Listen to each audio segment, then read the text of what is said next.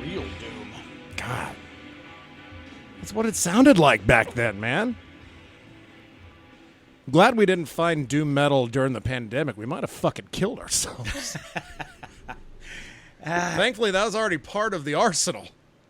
Well, Pallbearer evolved, right? I guess. Well, because Sorrow and Extinction was a great fucking record. Hell yeah. Especially in hindsight. And, because we got in at Foundations of Burden. But, yeah. But following Foundations of Burden, we were all jacked for what the next record would be. And the next record was Heartless, which has a couple of tracks on it I do like. Yeah. But, man, that not the whole record. Not the whole record. And then they started releasing singles that they started putting out for fucking various, mixes and things like that. They had the Typo cover, which I personally thought got a lot of hate. Like, man, it don't sound like Typo. Well, yeah, Peter Steele's dead. I don't have an issue with them covering that. I'm talking about the ones that they started putting out basically for, That's What I Call Music or whatever the fuck it was. They did. There was a single they had released for something specific, whether it was a movie or a television series or some shit. Yeah. And then they're like, yeah, well, this is kind of the direction we're going to go now. And we're like, boy. And then that immediately. And then Forgotten Days came out, and I still haven't listened to that shit beginning to end. I haven't either because I can't. Yeah. It doesn't sound like the same band. I don't think it's I can't. I just don't want to. Yeah. Now, I hear they're working on new shit.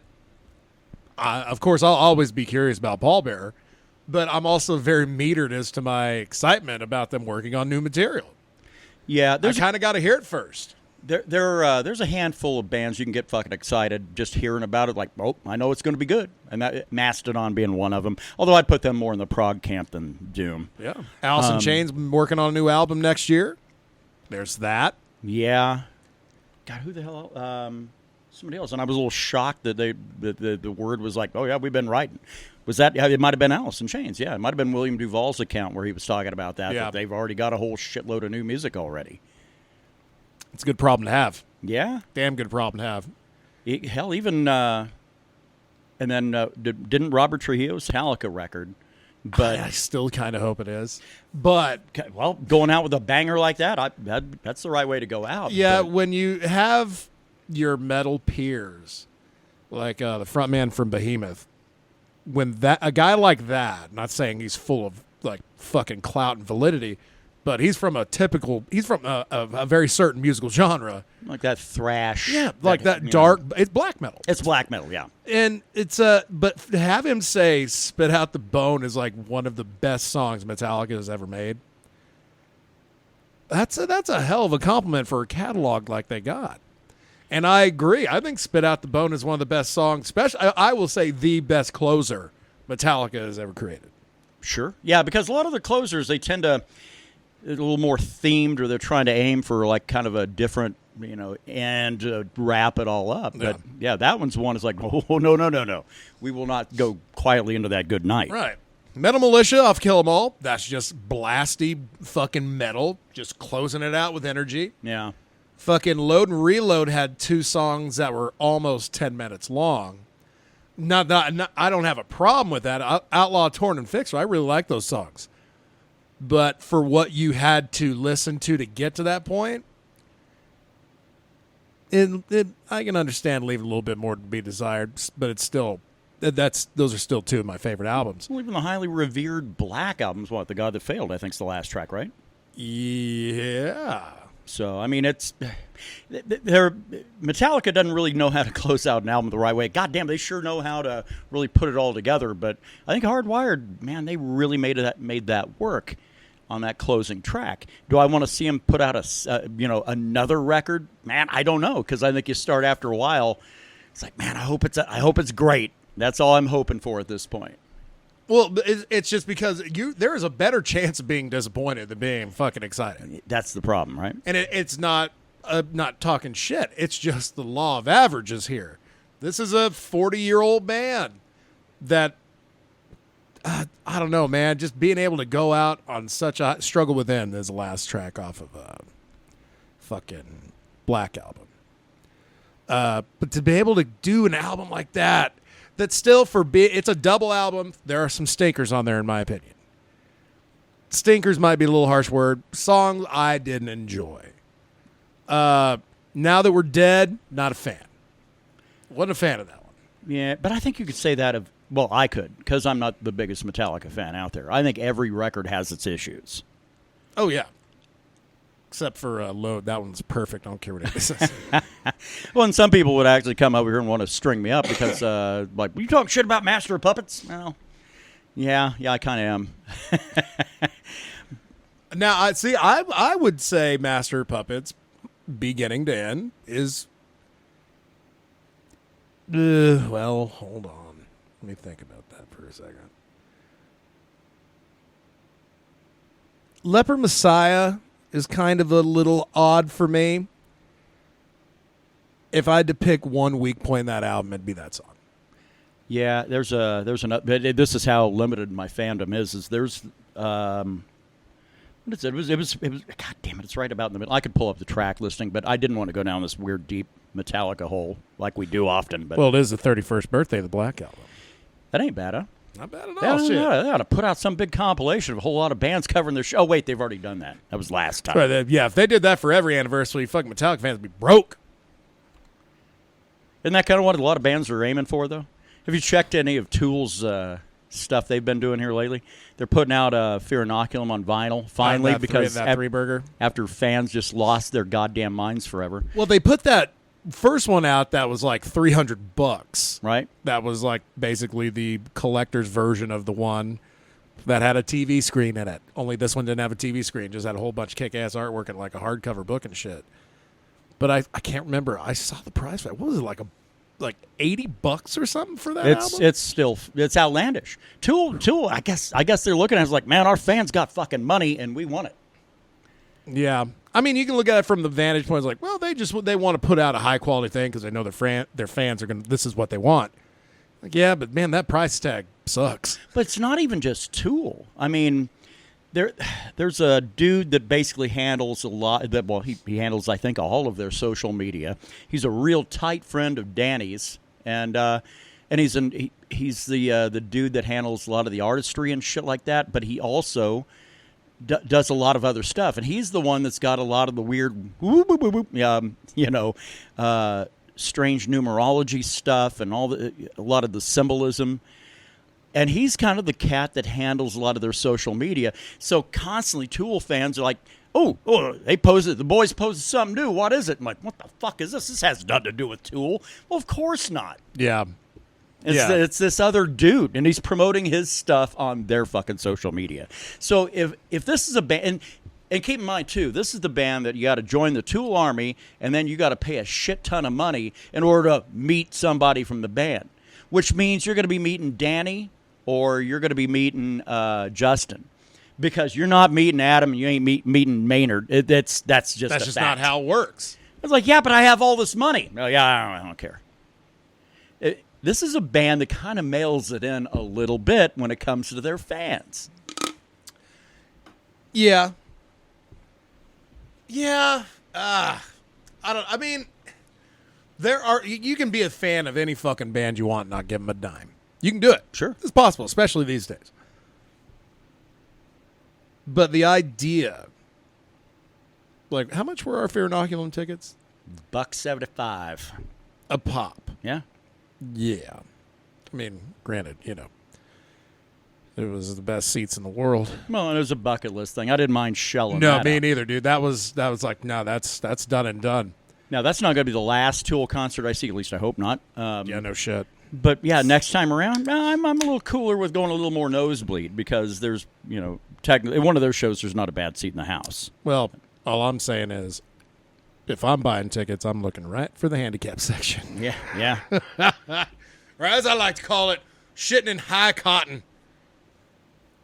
I have a coworker who went to a concert in Albuquerque at Zelda. Okay. There's a band called Suicide Boys. Never heard of them. I asked, I was like, because she was on the lawn. Yeah. More like a heavy rap act, right? Sort of. Yeah. Yeah. That, you know what? Yeah. Not my cup of tea. And I asked her, it's like, so you're on the lawn for that one? It's like, yeah. It's like, how much were tickets for that for you? I was expecting to hear $40. Sure. I heard $160. Holy shit. And I'm like, that was for like 4 tickets, right? Because they would do 4-packs for like lawn. No, it was for a ticket. Yeah, that's a hard pass. As Zelda was, though, they were selling off 4-packs. I mean, that deal ended a couple of weeks ago, but for just about it, there were some shows that wasn't going to be included. No big surprise here is the Alice in Chains show is not going to be one of them. But, yeah, no way. But most of all of their other shows that they're putting on, 4-pack of tickets for $160, but then they're in the lawn on the lawn, and that's fine. If you're on the lawn, man, you're getting out of that venue a lot faster. But. Yeah, but you're also, I don't know, man. I just remember looking behind me during the concert and seeing, like, if you could just fucking lay and sprawl in the grass, jam out some Deftones, fuck yeah. You can't do that at a fucking Deftones show because there is no room to see. You better be on your feet defending your spot. Right. And you're on a slope. God damn, my age? Yeah. I need a chair. I need comfort. Well, there's some sketchy-looking people on the lawn, too. Exactly. But that's just fucking Albuquerque. Yeah, there were sketchy-looking people sitting next to us. Fuck. That city full of shitbirds that, it's like, wow, you homeless? No, I'm an executive. Oh, well, sorry. Didn't know. Mind if I pick your brain, bro? Yeah, there's... I don't know what it is. I've got nothing but terrible things to say about Albuquerque, so I'll leave it alone, but... And Isleta was a great venue to go to for Deftones. I would go see another show there, sure. So would I. Absolutely. Yeah, but being Albuquerque, though, there's that little sense of danger there because, fucking frankly, they murder the shit out of people up there. I don't know. I guess apparently they've seen some numbers out of Chicago and Detroit and went, man, we can top that per capita. How do we get people talking about us? Get some murder going on up here, huh? Okay, here's what we need: a guy to go kill a bunch of Muslim people. That's what we need. And then boom, Albuquerque in the conversation. Yeah, and mainly because of the irony of it, because it was a Muslim guy killing all the Muslims. That is so fucked up. And then, like, what we got? Salman Rushdie getting attacked with a fucking knife today. Oh, I didn't see that. Yeah, I unplugged from the fucking. That dude was talking at something up in New York, and a dude rushed stage and stabbed him in the neck with a knife. Doesn't like. The Islamic countries, don't they still have like a hit out on that guy? Nah, bro, they shut that fatwa down about 10 years after they started it. Huh. Because he was under British fucking protection the whole time during the fatwa. And then the Iranian government's like, all right, bro, we're going to cancel that fatwa against you, man. We're good now. That's all you got to do. Just cancel it and just wait it out. And like, man, that guy's getting comfortable. The fact that the government's like, yeah, okay, don't worry, dude. That death warrant we put on you, we canceled it. It's fine. Yeah. It's never fine. Right. I believe you guys. Oh, you don't want to kill me now? Oh, okay, we good. So I can go to watch the Iron Sheik wrestle, and he's probably not going to murder me? That'd be great. I'm not the biggest fan of trudging into like political shit, but so some a little unnerving today from a former president, basically calling for the death penalty for anybody caught dealing drugs, because he said other countries that don't have too many drug problems, they just immediately just kill them. So let's do that. And of course, he didn't name any countries. Well, the Philippines, I know, was one of them. That's what they were doing. Of course, that Philippines. What was that? Duarte? Is that his name? I think so. Duarte. It's a weird name. Duterte. Yeah. Duterte. But yeah, that guy basically, when he was president, was like, "Yep, if you're caught dealing drugs, doing drugs, having done drugs, or if you're gay, we're going to kill you." The Great Cleansing. Yeah, and so that's why the Philippines is the model democracy that it. Oh, wait. No, it's not. It's fucking not, because it's also still a shithole, no matter what he did. So this former president of ours calling for the death penalty for people caught with drugs, that's a problem. Yeah, especially when states kind of do their own things when it comes to the law. Well, right? And if we're being really honest, this guy has... It's like, why is he invoking the law? Because this is a guy that currently is under investigation for breaking the law. I know. So. He's got the FBI on his ass now. This is some Nixon shit. Yeah. So anyway, I guess if you're wanting to run shit like a tyranny, it's a inside track right there. But It's amazing. All these people that are so hungry for a government that won't control them, they are just begging for one that does. Isn't that weird? Isn't that the fucking grand irony of the whole thing? And I always constantly say, why are we trying to get more government in our life? You know, once upon a time, the Republican parties, they were the party of small government. Yeah, until they had the biggest expansion of government really in our nation's history after 9/11. Yeah, that was a weird one. Like, we need that red side to protect us during these trying times. Yeah. Like that shit happened on their watch. Yeah. Yep. So, I mean, fuck. Yeah. I mean, and it's a slippery slope. And we were dealing with a nation right now of you're either this or you're that. And if you respond with, fuck you, I am, you know, no, I'm actually a rational thinker. I don't require a club or a party, however you want to call it. I don't require a club to tell me how I should think. So yeah, no, I feel like you just stop at fuck you. Oh, and by the way, if you think I'm defending the assholes on the Democratic side of things, fuck off, because those dick bags do the same stuff. They do the same stuff. That's right. Remember that? They kept saying that they were going to when Biden got elected, and let's keep it on the drug topic, that they'd said they were going to legalize cannabis at the federal level. That was one of the big things that got him elected in November of 2020. Where are we at now? We're fucking coming up on November before long of 2022. It's been 2 years and they hadn't done a goddamn thing. And they're just now talking about, it's like, oh yeah, we're putting together this legislation. Yeah, because the chickens are coming home to roost, you know, with people going, wait a minute, didn't you promise this? Like, oh yeah. There it is now. Yeah, you waited 2 fucking years. And if Biden's able to get that student loan debt canceled, which I don't think he ever will, that would win him a lot of shit, too. A lot of young voters that would turn out and drove. Oh, wait, that's right. They don't vote. Oh, yeah, that's young right. People don't vote. They just want the government to take care of them, but they don't want to fucking try to do anything about it. Yeah. God damn. This is our life. Anyway, it's the Mead, Metal, and MMA podcast. Get together, I don't know, whenever the hell we get together. I guess on occasion, right? Whenever the fuck we want. Every other week or so. We've got, the hell is this? I haven't even looked at a calendar. So the next Friday is not the one right before Labor Day weekend, right? No, it's not. But so it's likely as not we'll do another one in 2 weeks. You may have noticed we have no Krista this time around. We're just shitty people. And well, she's busy. She's a hustler. She's getting work in and stuff like that. Because she does a lot of the aerobatics and stuff. I think that's the right name for it. Aerial arts, and she's real busy with a lot of that stuff. So lame. No, not to mention like full-time students. There's a lot going on there. I gotta kind of cut her a little slack. So hey, all I'm saying is I got a 9-to-5 selling weed, and I'm still here. Yeah. Well, that's because nobody wants to see you perform. That's the. Well, that's maybe it's because they don't know I can. Yeah. You get a plastic guitar in my hand, put a wife beater on me, you might see something amazing. Oh yeah, you are you brushing up on your shit? Because apparently there's a new venue going in around here that's going to have a Guitar Hero machine. Apparently, it's a Guitar Hero arcade machine. Those things are awesome. Yeah, of course they don't fucking make them anymore. So it's kind of shocking to know there'll be one in my tune within walking distance. That's good, right? Well, if you're willing to walk a lot, yeah. That'd be a good way to get in shape. We'll walk over there to have a couple beers, play guitar, and walk home.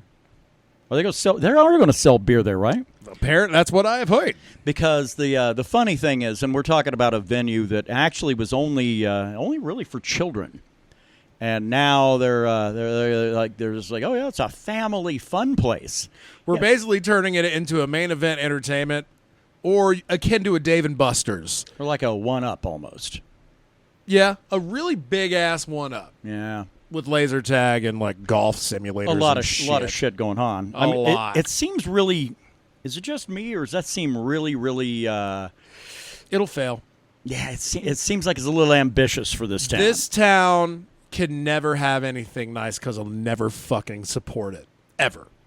Well, people always say, well, we want something to do. Cool. Well, then people try to find something for people to do. It's like, yeah, but I don't want that. And then you hit the fucking point where it's like, well, why the fuck would we do anything new here? Everything we do new fucking shuts down. Yeah. And this right here, I mean, granted, it's locally started, so that they might have that going for them. Because people will go out of their way to support other people in this community if they're already rich. How, God, there's I'm some like truth just in talking that. shit about Portales No, here. you're not wrong. The thing is this, too, is that a facility of that size, they're going to have a lot of employees. This town is still feeling the effects of the Great Resignation. Yeah. I mean, not just this town, the entirety of this side of the state. Even Albuquerque. When we went up there to hang out at the casino and shit like that, like, what? What do you mean the casino shuts down at midnight or 2 a.m.? Operating hours? Yeah.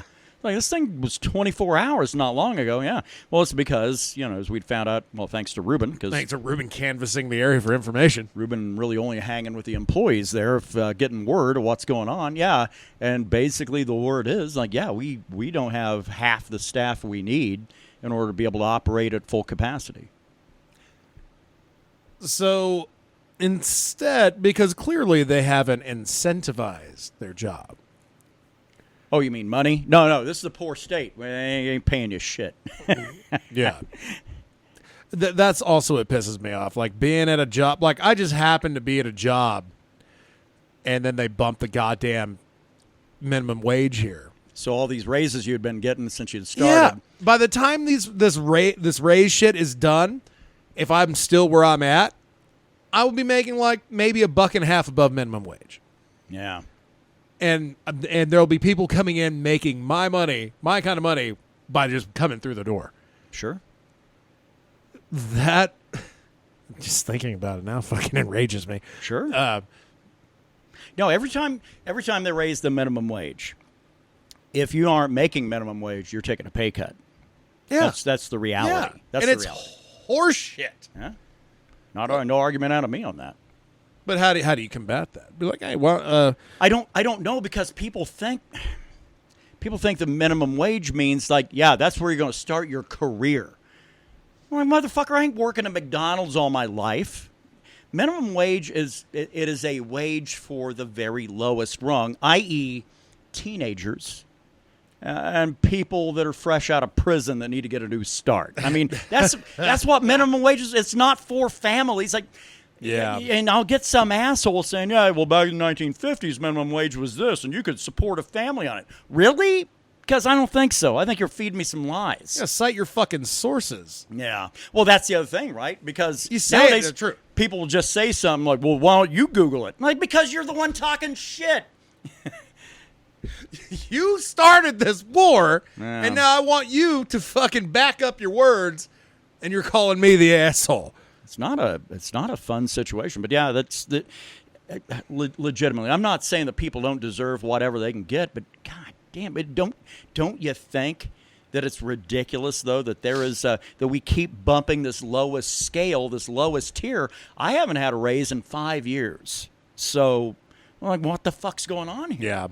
Yeah. Guess who is making less money now than he was 5 years ago? Just because, and especially inflation. Why don't you just kick me in the balls, huh? Yeah. When I found out how much money I'd made for my business, well, the business I work for, it ain't mine. And then I put it up against the money I have made in return over the past almost 2 years of being there. It's at about a 10-to-1 ratio. For every $10 I made them, I made $1. But I made them a lot of $10 bills. Yeah. How hard is it to get in that game in this state? To like work at a dispensary? No, to open your own. This is New Mexico. Everything's hard to do. Yeah. Unless you've already been doing it, and you can get fucking grandfathered in. Yeah, I'd be kind of curious to see what the regs are on that. Because I know you can't build new brick and mortar for it. You have to use existing buildings, which in a town that's got a whole shitload of empty buildings, that's a fucking great thing. But yeah, but also then you got to fucking enforce, like, shit. My dispensary is about probably 200, 300 yards away from a high school or a junior high. And and that new legislation's like, well, can't be anywhere near them schools. Like, we've been near it for years. Right. But again, that's being grandfathered into it. The medicinal aspect was the foot in the door for a lot of these businesses, and now we're here at Rec, File a petition that you want the junior high school destroyed. Again. Wipe that out and That's move right. it. And build it like it looked when I went there. The 2-story shit building. Move it over across the street from the cemetery. Oh, wait, that's the high school. The That's I've always thought that was great to have your high school right across the street from a cemetery. It's like, welcome to your adult life. You'll be over there soon enough, motherfucker. Because there was no one more reverent of the dead than teenagers. So Damn, I remember going over there smoking a little weed in the alleyway. Well, why wouldn't you? Why wouldn't you? Who's can't be on school grounds. Yeah, go across the street. Where across the other street is actually residence, which is kind of weird. Lighting up a bowl in front of someone's house. Yeah. We had, when I was in high school in El Paso, we had basically the street that went right past. This is the mailing address for the high school and everything else. But we would walk right across that little 2-lane street, right over to the sidewalk, and light up. And there was nobody could do anything about it. And the funny thing is, because you'd see fucking teachers doing it once in a while, too. See, that's all right. Yeah. Well, you got that little, little solidarity going with those that are, wanting to learn you some shit. Exactly. Be like, oh, man, we actually have something in common. Our love of the leaf. God damn it. You know what? You guys doing a show? Fuck yes. So let's go ahead and get the lowdown on what's going down with LJ. And here we are again with another metal update of the new releases coming out this week by your friend LJ. Wait, what? We're not friends? What the fuck is wrong with you? What's wrong with me? What did I ever do to you? Anyway, enough of my insightful biting commentary, and time for me to jump right into the list to hopefully get you guys to buy some more metal and or rock. So here we go. I'm going to assume this first band is called A to Z. I've never heard of them before, but their band name is spelled A-Z. They have a self-titled album out. Now, apparently they're a prog rock band that really checks all the boxes that prog rock fans require, and I dare say it is the album to convert pure metalheads to that sweet middle ground of almost metal, but mostly just heavy rock with badass riffs and excellent singing and drumming. I got some serious Rush vibes from it. If they played about twice their usual speed, and if Neil Peart got sorta lazy, nonetheless, they'll probably give you goosebumps as well. It's pretty awesome hearing all the Iron Maiden-esque bass lines and the powerful vocals. You'll definitely want this one, as it is quite the breath of fresh air. I shit thee nay, brethren. I shit thee nay. Alright, now it's from metal. Arch Enemy has a new album out called Deceivers. Now, I am officially convinced that those assholes at Loudwire heard this podcast, and someone is well aware that I was criticizing their choice of non-metal acts that comprise their lists. Now, I am convinced of another fact. Arch Enemy is back and better than ever. So good job whoever made this list, because not only are these two bands in alphabetical order, but this one is actually a good metal act. As for the album, it's fucking excellent. It's Arch Enemy, for fuck's sake. If you haven't heard of them before, first of all, you're not a metalhead, and also buy this album. There really isn't a bad place to start with these guys and a girl. Hang on. Is their singer still a chick? Okay, yeah, she is. Huh? Oh, I knew. I was just seeing if you knew that. I'm not an out-of-touch boomer, you are. Anyway, the next band is called Seventh Storm, and their album is called Maledictus. Now, I go into these lists moments before I record them. So when I'm writing the script, I have some fresh perspective on the band, but I check out more than one song so that it's not actually half-assed, because the full lists usually drop Friday when the albums come out. There's a peek behind the curtain for you. All meta humor aside, I really got carried away listening to this new album, to the point I listened to it front to back while cleaning my garage. It's cool. It has this epic, spacious arena rock sound to it that has Celtic undertones and some cool riffs, and riff arrangements that would make any enthusiast of the rock genre shit their pants. I mean, except me, because I don't do that. That's fucking weird. Next up is Nordic Union, Animalistic. And finally, topping off our list is a band that is in the power metal genre, but very much worth your time. I personally don't care for power metal, but I like them more than the ear-fucking boringness that comprises black metal, just enough to keep them from being totally boring. Don't come for me. Black metal is not about making great music or about fun. It takes itself too seriously. So hearing a power metal anthem by a band like this actually is a breath of fresh air because it's not a repetitive slog in the vein of shit like Dragon Force, but actually has a thrashy element, which is totally my jam. This album puts me in the literal mood to pop in Dynasty Warriors and just slice through entire swaths of disposable heroes in seconds. I say, see for yourself if I'm full of shit. Have I ever steered you wrong with my biting commentary and tongue-in-cheek hyperbole? Critics criticize. I'm just telling you what releases would be diverse enough to draw in as many people as possible. So there. Now do you see why I shit on black metal so much? It's literally the AC/DC of metal. Unless it's melodic black metal. But anyway, go listen to Nordic Union and then tell me how hard you jizzed your pants. You're welcome. And that's it for this week. Tune in to the next podcast whenever we cover more metal releases as per usual. I've been LJ. Back to the mead hall. See ya. How do you get shirts so clean, Mr. Lee? Ancient Chinese secret. My husband, some hotshot. Here's his ancient Chinese secret. New improved Calgon. Calgon's 2 water softeners soften wash water so detergents clean better. In hardest water, Calgon helps detergents get laundry up to 30% cleaner. We need more Calgon. Ancient Chinese secret, huh? Calgon helps detergents get laundry up to 30% cleaner. So let me ask. Just more dialogue here. Is it is that racist? It was. No, I don't know. Like a real angry white woman. Ancient Chinese secret, huh? And it was an angry white woman at a Chinese laundromat. Nothing problem with those optics, right? And also let's not gloss over the fact that at least they didn't make him sound what they think Chinese sounds like. Right. At least it wasn't a white guy pretending to be, like James Caan and Desperado. Like Charlie Chan type of shit. I'm glad they didn't do that. Outside of, there are people that would see, Chinese people at a laundromat. Racist. It's like, but that was a thing. It was a thing. That commercial's from, the mid-late 70s. So, that's... it's problematic to today's standards. Let's call it that. I feel like it's racist now. Yeah. Nobody would have the balls to put some shit out like that. No. And LJ, that dude made a reference to video games, right? Yeah, when he was reviewing his the last that little progressive black metal or melodic black metal.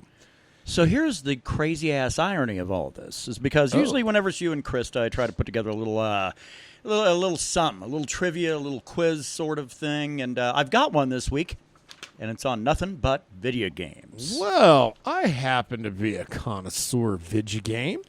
Let's get started with the easy ones. Let's get those out of the way, and we'll ramp it up. If I had background music, I'd put it on right now. I might try that. Y'all might be hearing background music right now, but more than likely, probably not, because after this is done, I'm going to get done with my drinking and my smoking. I was getting ready to say, what are you trying to find more shit for you to do? Usually. Right, here's a question for you. First few of them have to do with Mario and Nintendo. Okay. Mario originated as a character in which video game? Donkey Kong. Yes, sir. What is the name of the final course of all Mario Kart video games? Rainbow Road. Yes, sir. Look at that. All right. You might be in good shape. Which was the first Nintendo console for optical discs? Hold on, I got to think. Yeah. I got to think about this. This one is a little harder. Optical disc. Now are we talking CDs, right? Okay, all right. Because they did have a hard disk drive for the Famicom in Japan. Famicom, the NES here in the United States. Well, let's go with the ones that are known here. I'm going GameCube. GameCube is right. Yeah. Look at that. All right. Hell yeah. Okay. Let's see. That one's a bullshit question. Okay. Nintendo. Here's one, and if you're going to get this one, I might just deem you the champion, and we'll move on. Nintendo began as a company that sold which products? Okay, so Ooh, goddamn. Funny thing is, I actually do recall this.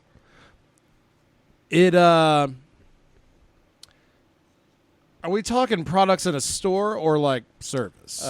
Products that were not video games is where they started.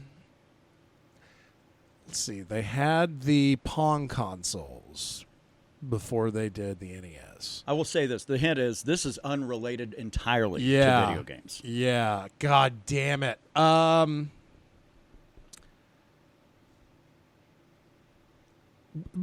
Didn't they do like pay by the hour hotels? No, that's not according to my info. Maybe they did later. I don't know. Oh God, I know it's like fucking.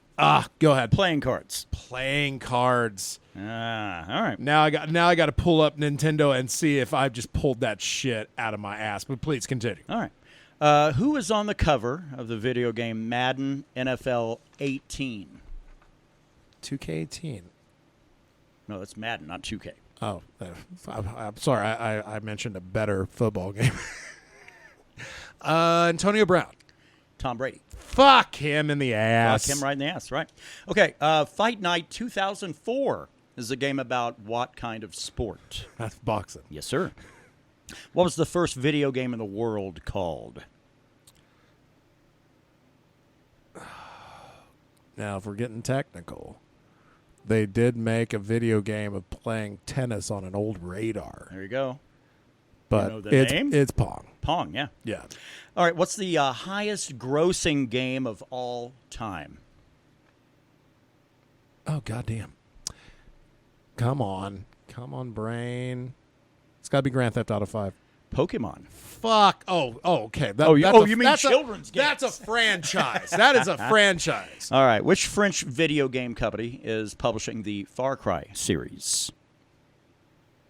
Fucking Ubisoft. Yes, sir. I was like, I'm fucking playing New Dawn right now. Yeah. How about this one? The Kingdom of Hyrule is the main setting for which classic video game franchise? That's Hyrule, sir. Hyrule. And okay. that is Legend of Zelda. You know what? Not even 1 minute on anything out of that series. Really? No. Wow, man. Nintendo is an absolute blind spot for me. I was aware of what the original Nintendo was. There was actually there was some kind of a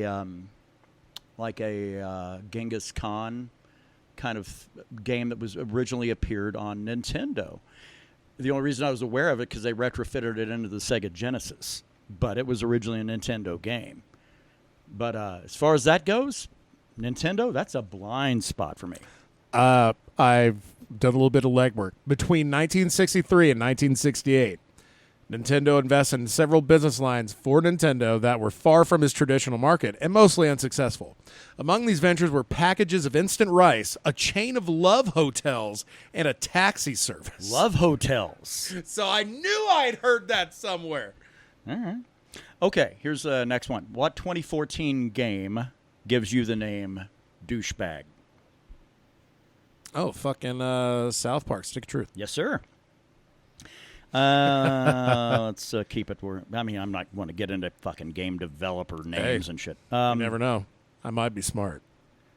Well, what game developers released 4 Game of the Year games?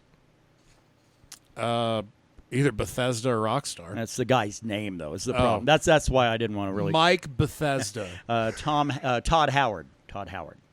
Fuck him. What is the best-selling video game console of all time? I got to be careful on this one. PlayStation 2. Yes, sir. Yeah. Absolutely. Yeah, no, that's like fucking what, over 100 million, right?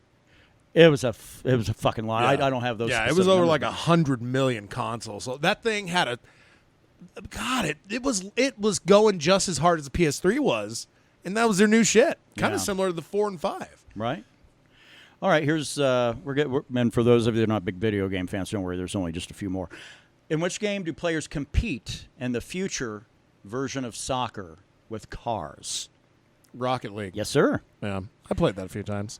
All right, what game was published by GT Interactive in 1996? GT Interactive? Yeah. Gran Turismo? Quake. That's not an id that's an id property though, isn't it? Maybe not. Maybe now, but not in '96. Lame. All right. I don't want to get down to years because that's a little lame, especially years that are like a long time ago. 1974. Well, okay, maybe you can get. When was the first Call of Duty video game released? 1990. Oh, it's 5 or 6. 6. 2003. Oh, I was thinking of Medal of Honor. Fuck. Yeah. All right. How about this one? What Fuck. was the original first-person video shooter game?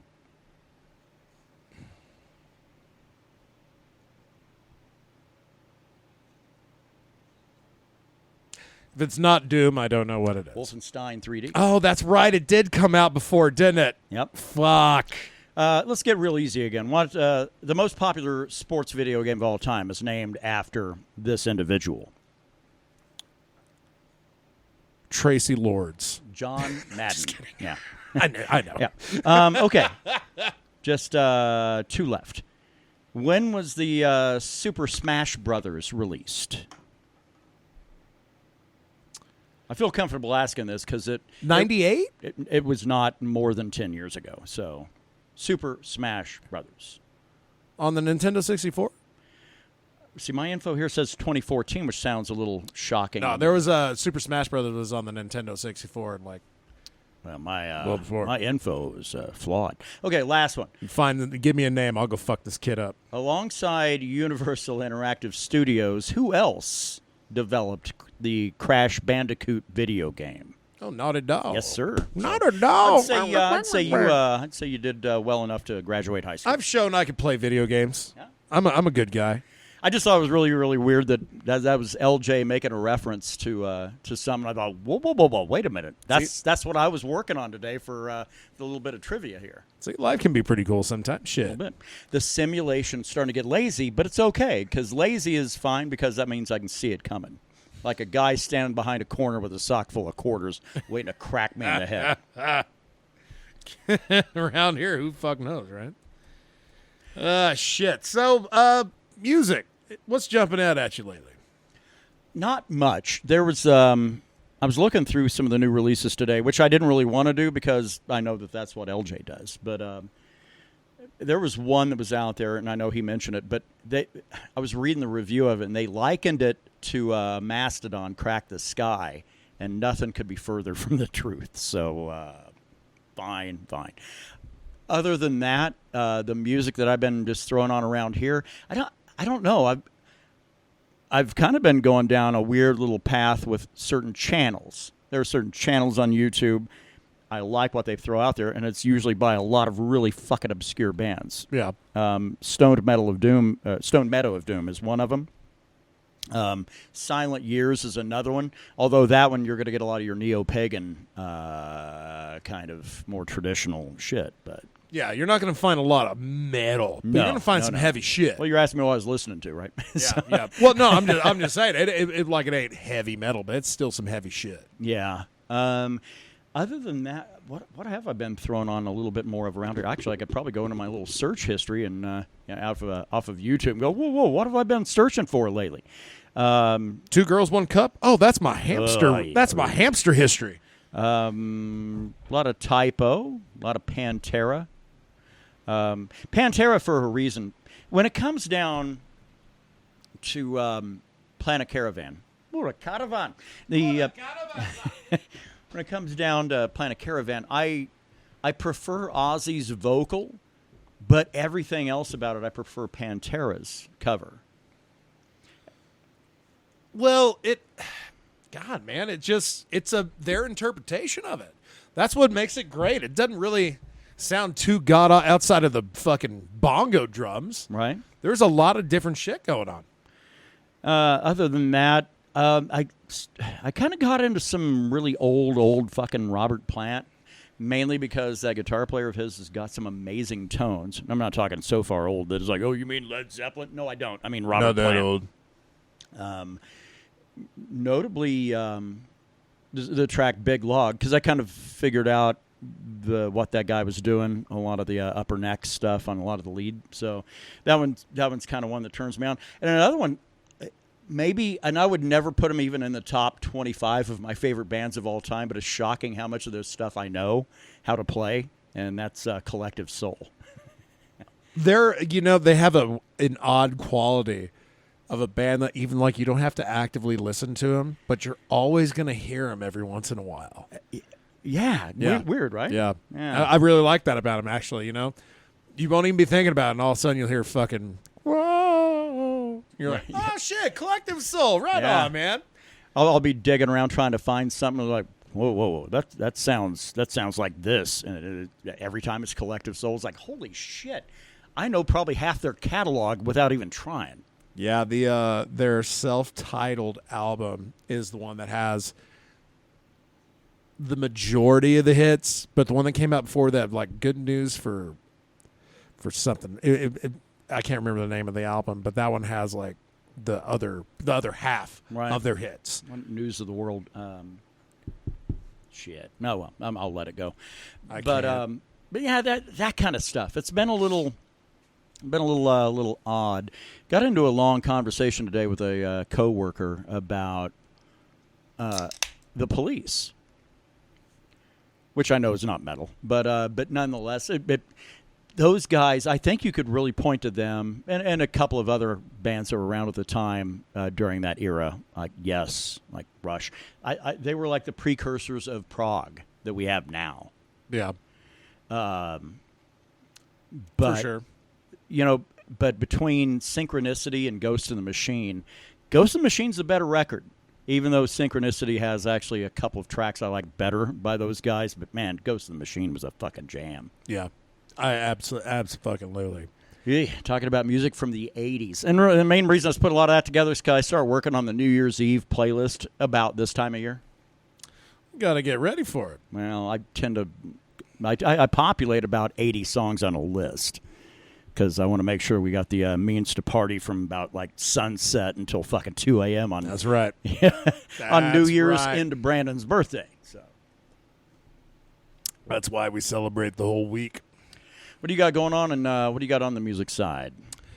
I have officially turned everybody at work on to Cannons, which again, not metal. No, but a great band to listen to. I've listened to enough other songs outside of Purple Sun from this band, and I've come to the conclusion that all of their music sounds the same. Yeah, same vibe, almost same chord structure, almost same tempo sometimes, and the effects on her voice the same.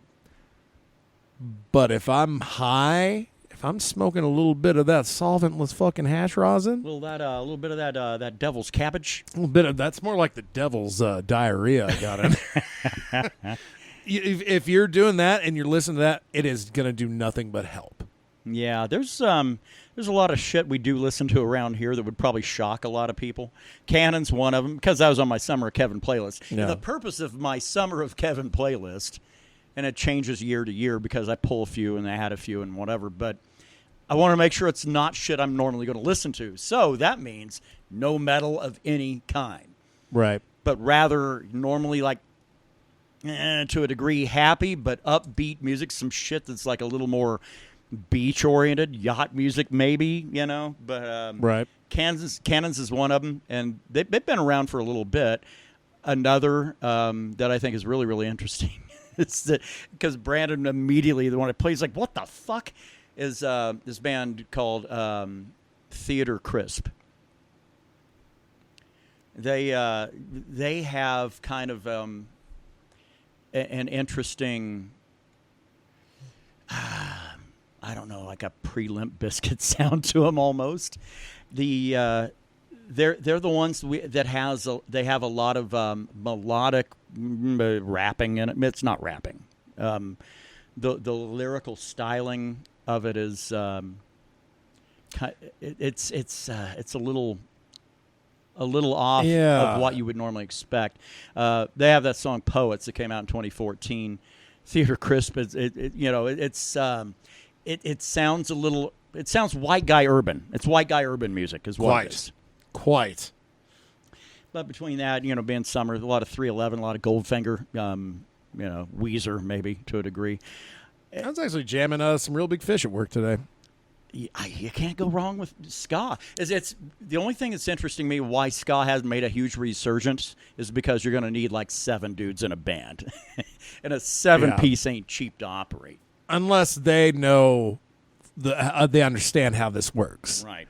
So, what else we wanted to get to today? Because I don't want to run out of time. We don't exactly have a huge fight card to really talk about, so I'm not too worried about that. Really, like Uriah Hall retired. That was kind of a little bit of a left field kind of shock. There's actually some cats that there are some people that are not with the company anymore. Sam Alvey. We just watched that guy get smoked last Saturday. He tweets out on Monday, he's going to have to get his jaw wired shut, which will make some people happy. And then, like, later that afternoon, guess who's not with the UFC anymore? Yeah, but really, at the end of the day, if you fight for that you fight for any organization, especially at the top tier, especially for the UFC, you fight 9 times and you can't get the job done in any of them, then clearly the game has passed you by.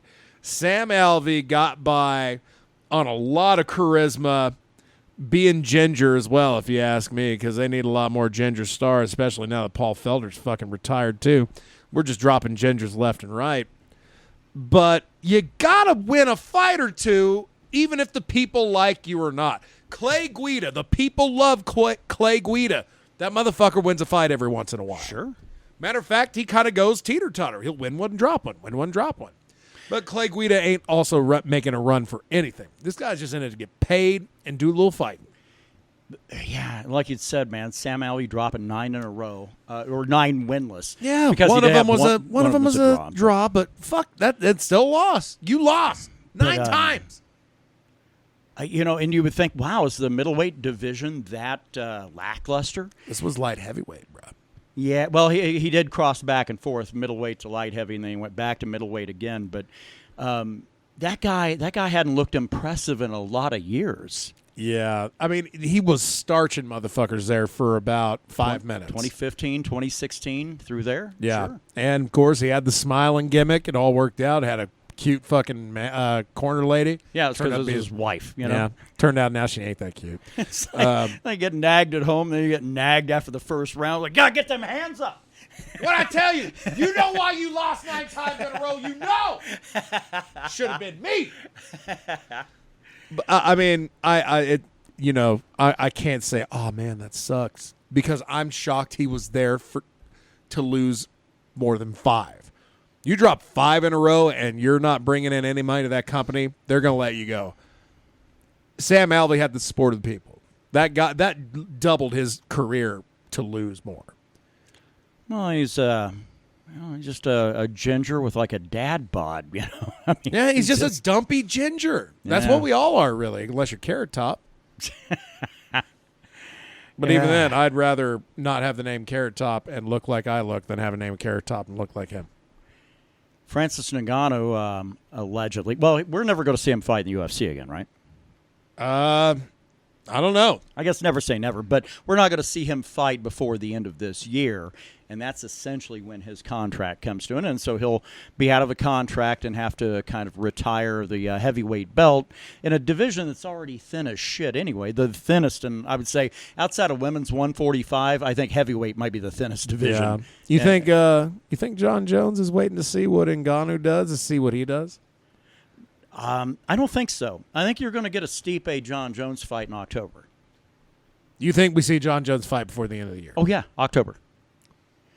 And the only reason I say that with some conviction is because that's what fucking Dana White has said. That motherfucker says a lot. Well, that's true.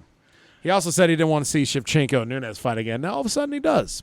Weird, right? Who else you going to put up against either one of those chicks, right? Yeah, fucking let Juliana Pena fight for the belt again.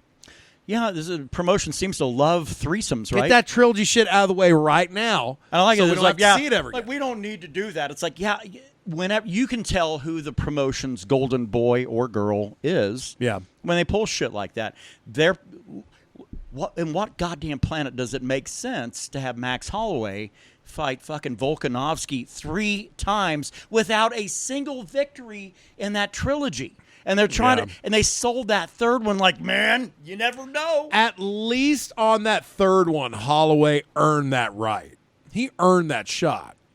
He fought 2 other people before he got that shot Yes. Now, had Volkanovski dropped that third fight, fucking Dana White would be like, no, we don't need to run back. that We're back. good here. We're good here. Yeah. There's a whole bunch of other people. That's the frustrating part. Had Amanda Nunes lost to fucking Pena the second time, there would have been a third fight. I guarantee you there would have been a third fight because the golden child of their promotion. They've got certain ones. Conor can come and go as he wants to because that guy doesn't have to do anything. Yeah, he's got that ability.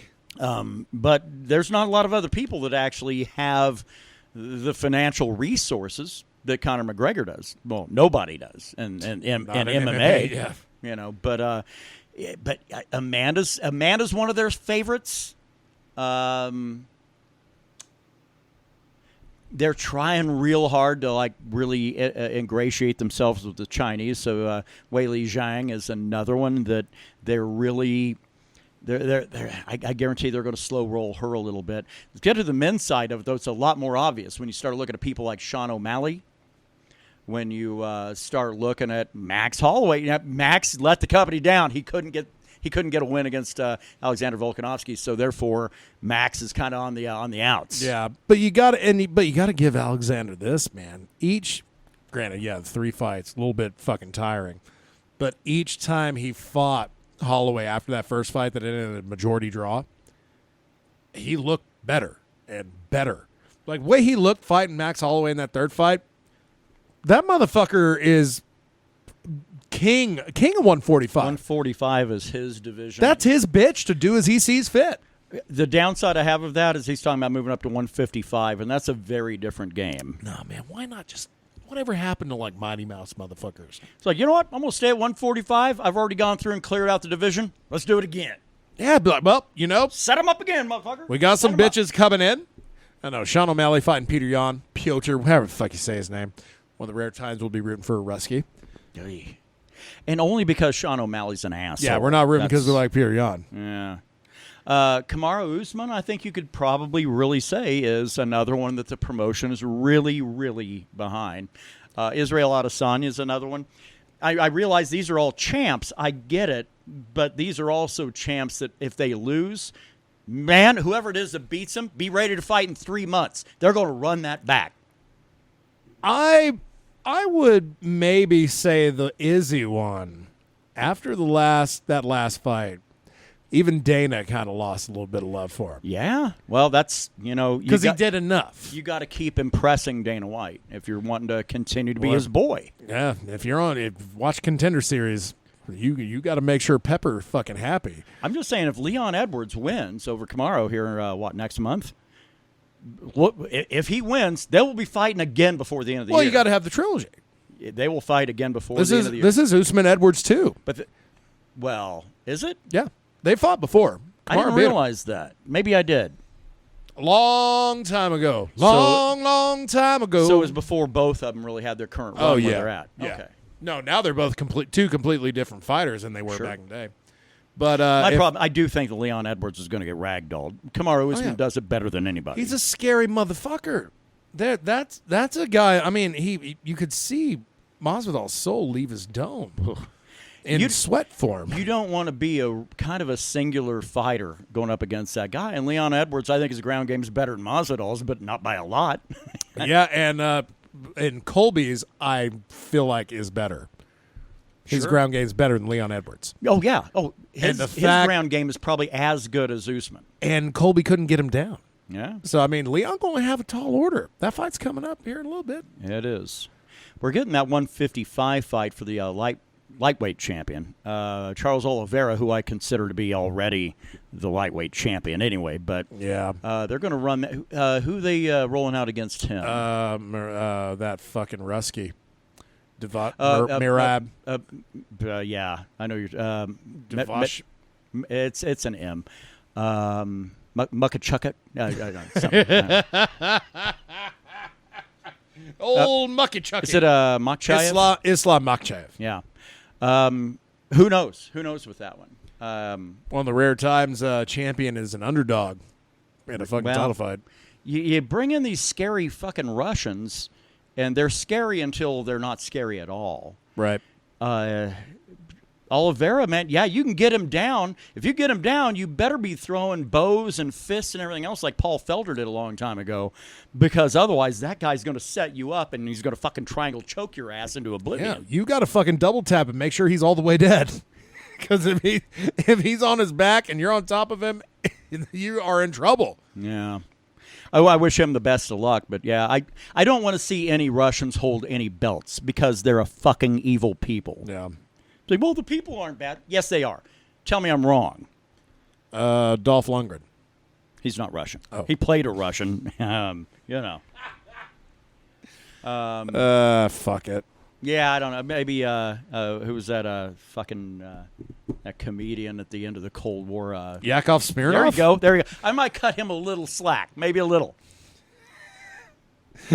Let's one more quick question. Let's wrap this shit up and get out of here. Tomorrow night, main event, Dominic Cruz, Marlon Vera. You think if Dominic Cruz gets his ass handed to him, like I'm really hoping happens to him, you think he hangs it up? He seems to think he's still in it for a championship, which is interesting to me and even hilarious to a degree. He's not even in the top 5 or shouldn't be. He's 8th ranked. Yeah, okay, there you go. I thought he was still like around 5th or something. No. But that well, guy, they change that shit around fight time. That guy, he might be 4th ranked tomorrow. 8th actually sounds about right. That guy's like a top 10 gatekeeper. He has no charisma, but yet they fucking double down on making sure that he's over there, providing his bullshit commentary. Yeah, he has no energy. None. No matter, he could be talking about an obituary or a lotto winning, and it would have the same energy. I don't give a shit about the fucking actual play-by-play person, but out of the existing pool of personalities they have, what is your all-star lineup of the 2 people for color commentary? Just a 2-piece? 2-piece. Because it's going to be Fitzgerald or John Anis or whatever. We have no control over that. Yeah. Okay, I got you. Paul Felder, yes. for sure. Yep. Does they have to work with the UFC? Yeah. Okay. Paul Felder.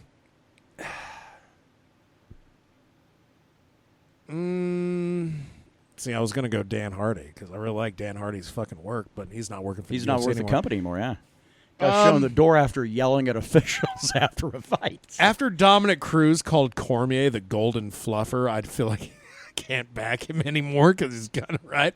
He basically said, whatever Cormier hears that he has to make look good, he will do that. Yeah. Basically call him out for being a company man. Yeah, but Cruz is also a company fucking man. Yeah. The problem is, like, hey, pot, meet kettle. God damn it, I'll go Bisping. Yeah. Bisping and Paul Felder. I'd go DC and Felder. Yeah.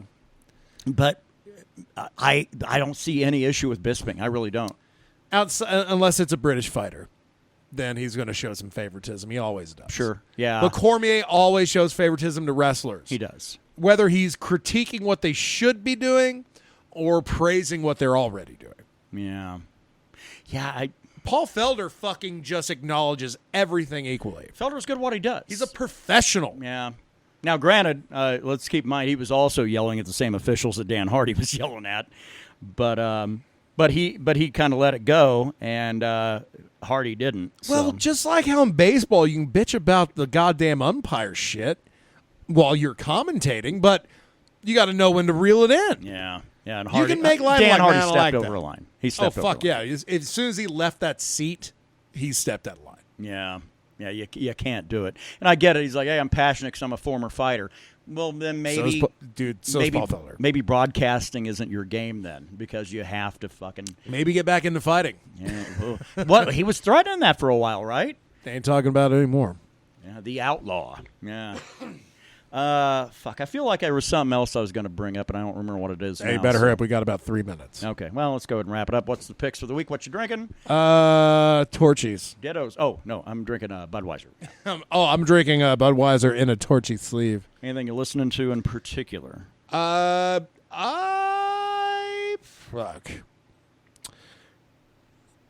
There's an hour fucking concert of a live Real Big Fish show that I really enjoyed today. Okay. I'll go Real Big Fish. All right. Queens of the Stone Age for me for the same reason. A live show. Little ginger action. A little bit. And then there's a card tomorrow, but when the main card starts at 5 p.m. our time, I know that the company doesn't even care. Oh, so. fuck. Is it really 5? Yep. God damn it. Yep.